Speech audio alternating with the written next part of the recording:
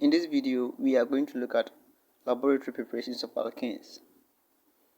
Alkanes are basically hydrocarbons which are not reactive because of their saturated nature. They have a sigma single bond which makes them unreactive. Nevertheless, we have other mechanistic ways of preparing them in the laboratory. And few are what we are going to discuss in this video. The first method is hydrogenation of alkanes and alkynes. This method is catalytic hydrogenation of alkanes and alkynes. It involves the use of a catalyst. The catalyst is any reagent that speeds up the rate of a chemical reaction. So, when you add a hydrogen to this ethene, it will give you the alkane, but it might be quite of a slow reaction. So for you to speed up this reaction, you add a catalyst, this nickel. When you add hydrogen in nickel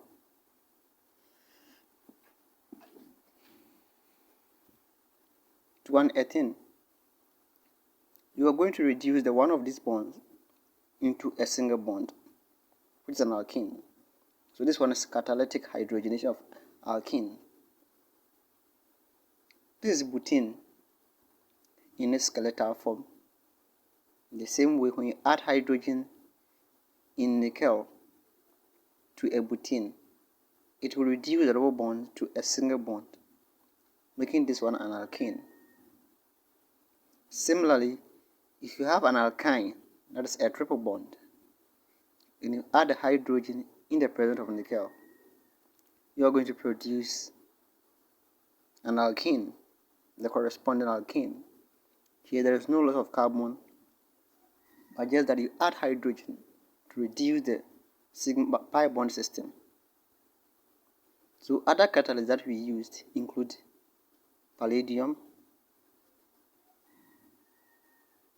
we also have platinum.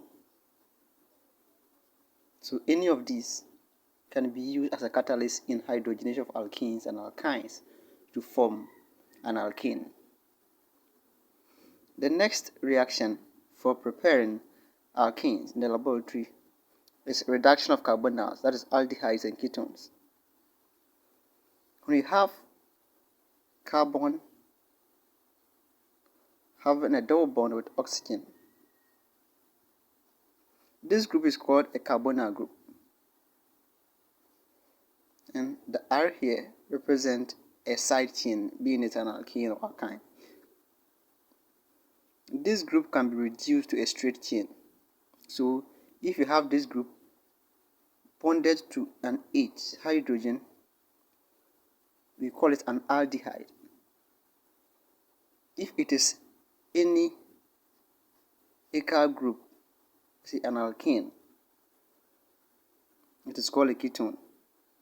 So aldehydes has the carbonyl group bonded to hydrogen, whereas ketones have the carbonyl group bonded to two acyl groups. So we have this group in a system, this carbonyl group, and you add N2H4, we call this one hydrazine. Hydrazine, as in HYDRA. Hydrazine in the base. We reduce this double bond to a straight chain. So this aldehyde can be reduced in hydrazine to form an alkene.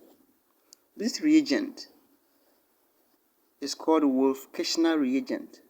Wolff-Kishner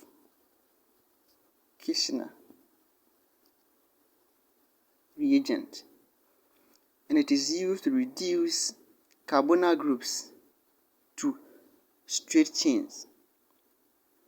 So if you have a carbonyl group like an aldehyde and you add hydrazine in the base, being it sodium hydroxide or potassium hydroxide, you are going to generate an alkene with an equivalent number of carbons as the corresponding aldehyde. This reagent is called Wolff-Kishner reagent. So this reagent is used to reduce a carbonyl group to a straight chain.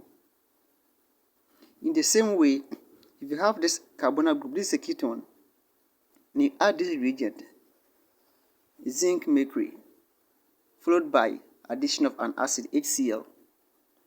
We also reduce this carbonyl group to a straight chain, and this reagent is called Clemmensen reagent.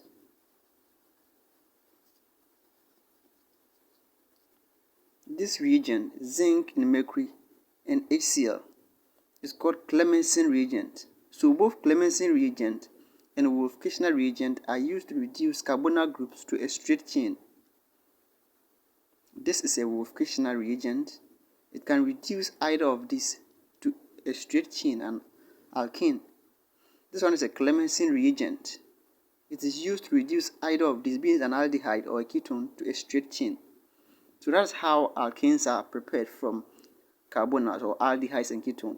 We add either Wolff-Kishner reagent, which is hydrazine in the base, or Clemmensen reagent, which is zinc mercury in HCl, to any carbonyl group or carbonyl compound to produce a straight chain alkane. The next one is hydrolysis of organometallic reagent. When we say organometallic reagent, any compound in which any hydrocarbon in which one of the hydrogens has been replaced by a metal is called an organometallic reagent. Example is this one, methyl lithium. If this one was to be a methane, it will have 4 hydrogens, but because it has been replaced by lithium, we call this one an organometallic reagent. In the same way, this reagent is having one of its hydrogens being replaced by magnesium bromide. This reagent is called a Grignard reagent, and this reagent is called an alkyl lithium. So any of these are called organometallic reagent. When you add water to an organometallic reagent, it tends to reduce that reagent to a straight chain. That is, it washes off the metal. This is the metal portion. So when you add water to this one, it washes the water from this reagent compound and produces the corresponding straight chain alkane. The same way, if you have this one and you add water to this one, it is hydrolysis. We term it hydrolysis. You add water to this reagent, this compound, we are going to generate the corresponding alkane, which is methane. So when you add water to any organometallic reagent, you tend to produce the corresponding alkane. This one is called methyl lithium, and this one is called a Grignard reagent. Grignard reagent.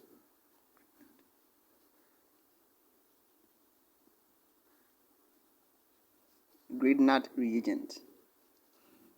The next reaction for the synthesis of alkenes is called the Watt reaction. The Watt reaction, or Watt reaction. This reaction is a reaction for producing doubles of the number of carbons in a particular alkane. This reaction was carried by a scientist called Watt. That's why the reaction has been named after him. It involves the heating of an alkyl halide. This is an alkyl halide. Whenever a group, this is an alkane, or any hydrocarbon, has one of its hydrogens being reduced by a halogen. Halogens are group 7 element. We call it alkyl halide. So when you heat an alkyl halide with metallic sodium, you tend to produce the corresponding alkane, which is equivalent to 2 times the number of carbons in the alkyl halide. So here, if you heat this ethyl bromide in sodium metal, you are going to produce an alkane which is 2 times this. It means you have this group being added to this group. So you have 2 here, so you get 4. Let's say if here was 3, when you heat in sodium, you are going to get 6. If here was, let's say, 5, the carbons are 5. When you heat, you are going to get 10. So this one is called the Watt reaction. It involves the heating of an alkyl halide in a sodium metal. The same way like this one too is a propyl bromide, 3 carbons. So when you heat this one in a sodium metal, you are going to produce the corresponding alkane, which is what? Hexane.